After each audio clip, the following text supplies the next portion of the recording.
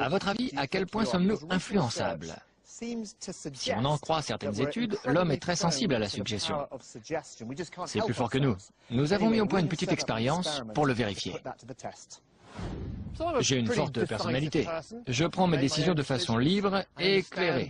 Je suis maître de ma pensée. À moins que... Comment en être sûr? Je veux observer dans quelle mesure il est possible d'influencer les gens sans qu'ils s'en rendent compte. J'ai demandé à des volontaires choisis au hasard de se prêter à une série d'expériences menées par Peter Naish, psychologue. On ne va rien vous faire faire de bizarre. Je suis sûr que ça va vous amuser. On leur demande de compter quelque chose avec une seule main. Prêt? Allez-y. Nous prétendons étudier s'ils sont droitiers ou gauchers, mais c'est une couverture. Un second groupe réalise le même test, mais au lieu de leur faire compter des bouts de papier, Vous allez devoir compter ces liasses de billets. on leur fournit de vrais billets. C'est la seule différence entre les deux groupes. Voyons si ça a un effet sur leur comportement. Passons à une autre expérience. Nous avons demandé aux deux groupes de comparer deux bols de friandises. Vous devez déterminer quel bol contient les plus chocolatées, les plus croustillantes, etc., etc. Au bout de 10 minutes, nous observons un phénomène intéressant.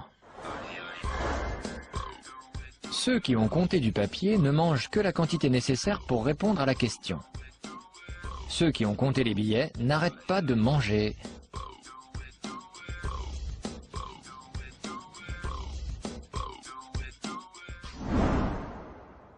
Le panel qui a manipulé les billets a mangé 50% de friandises de plus.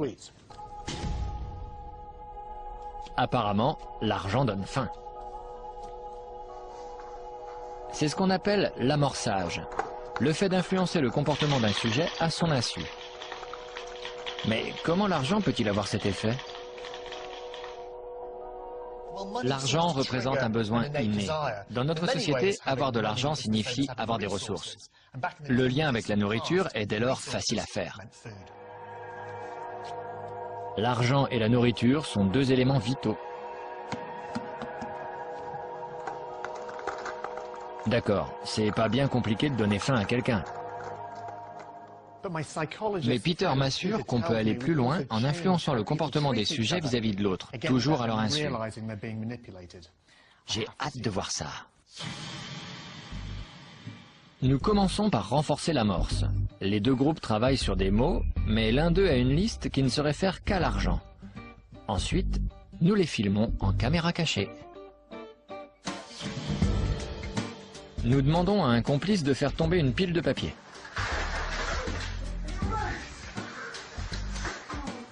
Certains cobayes s'arrêtent pour l'aider, mais d'autres passent leur chemin.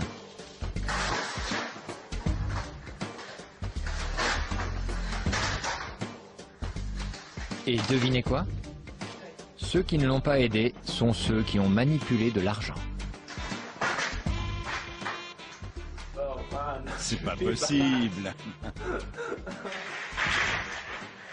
Je suis immonde.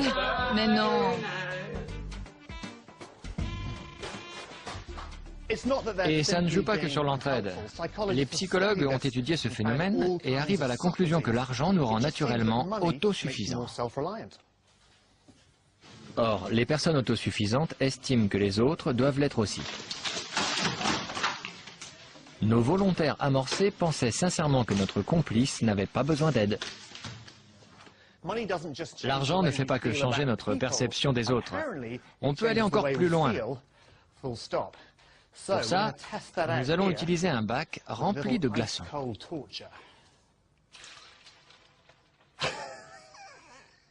Ça fait mal. Nous allons voir si l'amorçage permet d'influer sur la perception de la douleur.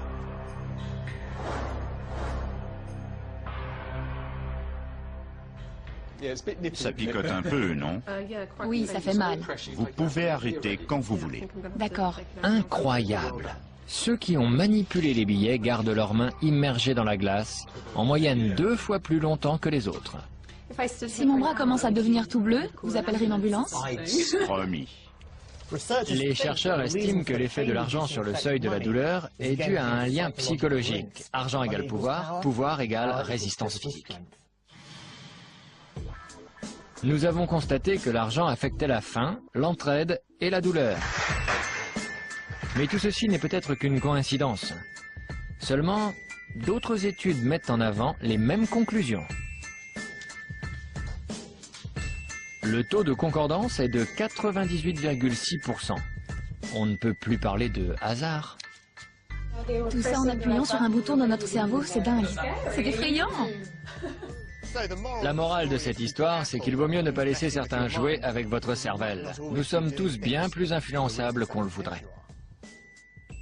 C'est fort. Si vous embarquez dans un ascenseur et qu'il y a 20 personnes dans cet ascenseur et que 19 de ces personnes fixent le mur du fond de l'ascenseur, par conformité sociale, même si la bonne chose à faire est de regarder la porte de l'ascenseur pour la voir ouvrir, mais pour s'intégrer avec la majorité, nous regardons le mur du fond. Nous ne savons même pas pourquoi, mais ça semble être le statu quo. Les complices font tous face au mur du fond. Et vous verrez comment cet homme, en imperméable, essaie de maintenir son individualité.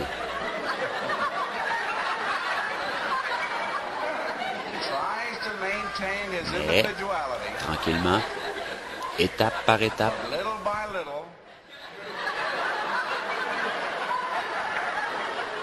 il regarde sa montre comme excuse pour pouvoir tourner la tête un peu plus vers le mur du fond.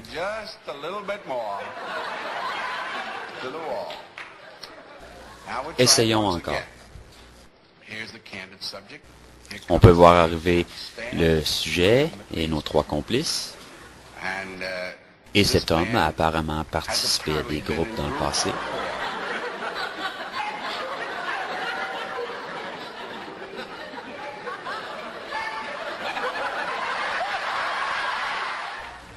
Les gens deviennent alors complices en adoptant la même mentalité. Parce que ceux qui veulent nous esclaver, ceux qui cherchent à nous retirer nos droits, ceux qui volent la souveraineté de notre nation et ceux qui essaient de changer nos lois pour le bien commun, pour nous harmoniser, nous peignent un tableau, supposément pour notre bien, et les gens ne savent pas. Même nos officiels élus ne fouillent pas pour lire toutes les implications du plan de ces ententes de libre-échange. Et réaliser, mon Dieu, ça c'est mauvais pour notre pays. Et quand ces gens reconnaissent que c'est la guerre, et nous sommes vraiment dans une guerre silencieuse pour notre nation, et pas juste le Canada, toutes les nations sont sous la même menace. Ceux qui cherchent à nous esclaver réalisent que l'opinion publique est indispensable. Pour eux, ça signifie comment contrôler les opinions d'une population et d'individus. Eh bien, vous achetez leurs opinions, leurs programmes de télévision, vous les bombardez avec les mêmes messages sans arrêt. Et là encore, progressivement, la société se fait laver le cerveau.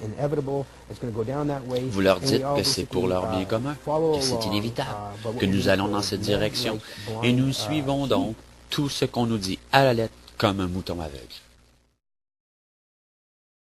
Solomon Asch studied in the 1950s, using nothing more complex than straight black lines drawn on pieces of card. Your task is a very simple one. You're to look at the line on the left and determine which of the three lines on the right is equal to it in length. All right, we'll proceed in this order. You'll give your answer. Only one of the people in the group is a real subject, the fifth person with the white T-shirt. The others are confederates of the experimenter and have been told to give wrong answers on some of the trials. The experiment begins uneventfully as subjects give their judgments. 2, 2, 2, 2, 2, 3, 3, 3, 3. But on the third trial, something happens. 2, 2, 2, 2, 2. The subject denies the evidence of his own eyes and yields to group influence. Asch found subjects went along with the group on 37% of the critical trials. Sometimes we go along with the group because what they say convinces us they are right. This is called informational conformity. But sometimes we conform because we are apprehensive that the group will disapprove if we are deviant. This is called normative conformity. The strength of the normative factor is shown in another variation carried out by Asch.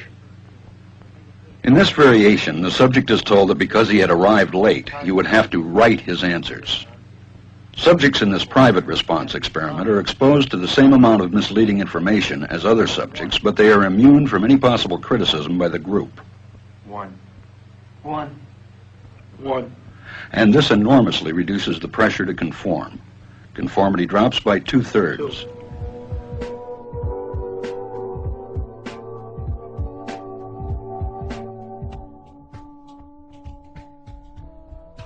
In the previous experiment, the naive subject stood alone against the group.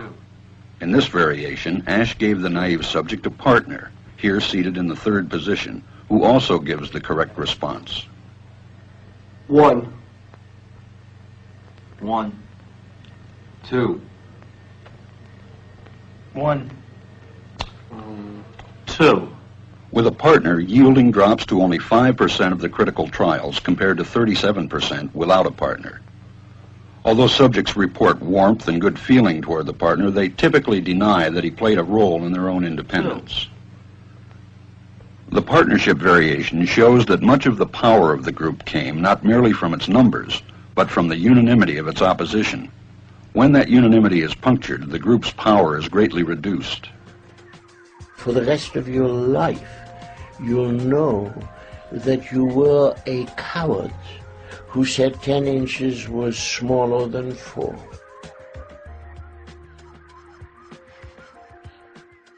Ash's experiment is a classic. It reveals how people will deny what they see and submit to group pressure. It allows us not only to observe conformity, but to study the conditions that increase or reduce its occurrence.